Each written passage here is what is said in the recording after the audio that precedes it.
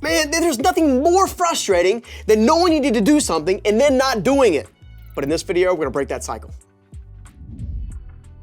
One of the biggest things that I had to conquer in my life early on was sheerly just being lazy.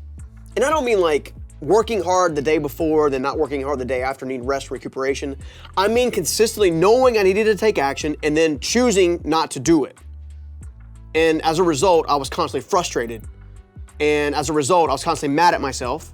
And as a result, I was constantly blaming myself. And as a result, I was constantly shaming myself.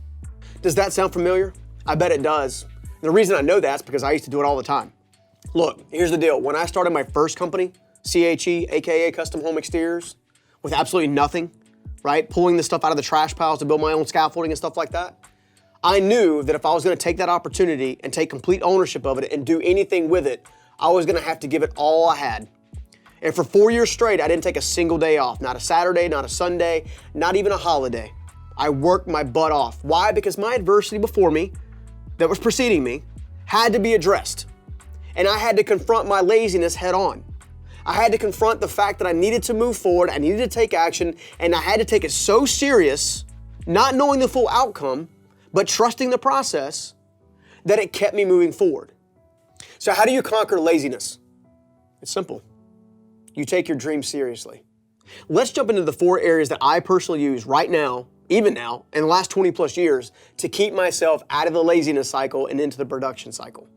Step 1, you've got to get emotional. You have to partner the emotional hopes and dreams of your heart, okay, with the actual outcomes of the success. In other words, you've got to build hope towards the future. You've got to take the time to work on things in such a way that you're tying your emotional well-being and your emotional principles of passion and drive and motivation to a greater outcome than you've ever known. But how do you do that? How do you actually partner with your emotions that actually help you win versus the emotions that kind of hold you back?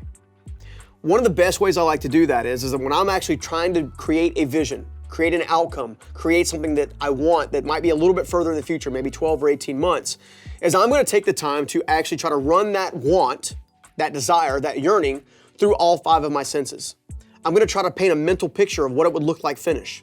I'm gonna try to think about the different smells and the different things I might actually sense when I actually get to that place. Maybe the smell of new leather if it's a new car or something like that, okay? I might take the time to think about the things that I would hear, the birds chirping or the oceans coming in or the whales that I'm listening to in Hawaii if it's one of my goals. At the end of the day, your emotional well-being has to be tied to the hope in your future. So many times we tie and partner our emotions with the wrong direction. We tie our emotions with our past and our present pains. Unfortunately, when we do that, that prevents us from partnering with our future. What you've got to do is you've got to get super duper clear. Maybe grab some magazines, grab some pictures, do something to cut those things out and put those things in front of you. Like put your success in front of you where you can tangibly see it on a regular basis and partner your emotions to it. Why? Because you are going to want to go after it with drive, go after it with passion, and go after it like your life depends on it. Why? Because your legacy and your life does. If you were going to stay where you are today, then you're going to continually be frustrated with where you've always been. You don't want that to be your reality. Instead, think about what it takes to grind it out and to go after it and the sacrifices that you need to make that a reality. So partner your emotions with your success that you want, not the present that you have. One of the best ones that you can partner yourself with is the emotion of hope. So make sure you go after it like your life depends on it. All right, step number 2. Create deadlines with yourself. It builds urgency. Here's what I mean by that. I want you to ask yourself a quick question. Why is it that people who are about to go on vacation get 3 times the amount of work done that they do in a normal year rather than what they should be doing all year? It's the amount of deadlines. There's a travel date coming up, right? There's a vacation coming up. There's something to look forward to coming up. And all of a sudden you're like, oh, I got to get this and this and this and this and this and this and this and this and this and this. That's right, a lot of thises. You have to get all this done. Well, you can use that same hack to actually motivate yourself when there's not a travel date coming up or not a vacation coming up. I use deadlines even now. I like deadlines because deadlines hold me accountable for my own actions and my own responsibilities. If you actually take the time to use deadlines in every single area of your life, and we refer to those again as the 8 pillars of life, 8 areas of life that everybody has that they kind of master. If you use deadlines in each of those areas, you're more prone to get more progress. Why? Because the deadline holds you accountable for the actions that you're taking on a regular basis. And if you don't have deadlines, and what happens is it's okay to kick it down the curb a week or 2 weeks or 3 weeks or 6 months. The worst thing you can be doing for yourself is, well, tomorrow when, or next week I'll, or next month I'll. No. You take action now, daily, consistently, building urgency towards a deadline. That deadline holds you accountable, and that deadline holds you accountable in such a way that keeps you moving forward because it's not letting you off the hook. One of the biggest reasons that people stay in a lazy state is because they don't put deadlines on stuff. The reason they don't put deadlines on stuff is because they want to give themselves an out so they don't have to do the things on time that's going to get them the most traction. That's not you.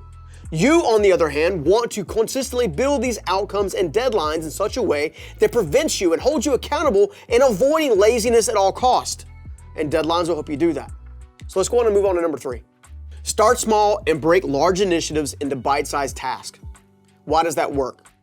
A lot of times we stay in laziness, or we stay in that lazy zone because we don't want to do the big thing. The big thing is kind of intimidating, it's kind of scary. Well, when you begin to break things down into bite-sized tasks, it's much easier to feel encouraged and confident about getting the bite-sized task done. It's like eating the elephant one bite at a time, for example. We've talked about that a little bit beforehand. But if I'm going to build a multi-million-dollar organization, I can't go from $1 to multi-million-dollar. I have to go from $1 to $10 and $10 to $100 and $100 to $1,000 and so on and so forth. Your life and every area of your life is very much the same way. I find that most people, like myself, back in the day, get lazy because we're like, that thing is scary. I don't know how I'm gonna get that accomplished. I think it's safer to stay where I'm at. I'll just kind of push it off till tomorrow. I'll just kind of kick it down the curb. Not realizing that we were all holding ourselves back. You don't want to do that. So make sure you start small, break down things into small bite-sized initiatives, and that will help you build momentum and avoid the laziness cycle. Step 4, be in uncomfortable places, both figuratively and literally. It's going to help you build resilience. If you are going to get anything done and take massive action on a regular basis, you are going to have to be comfortable being uncomfortable.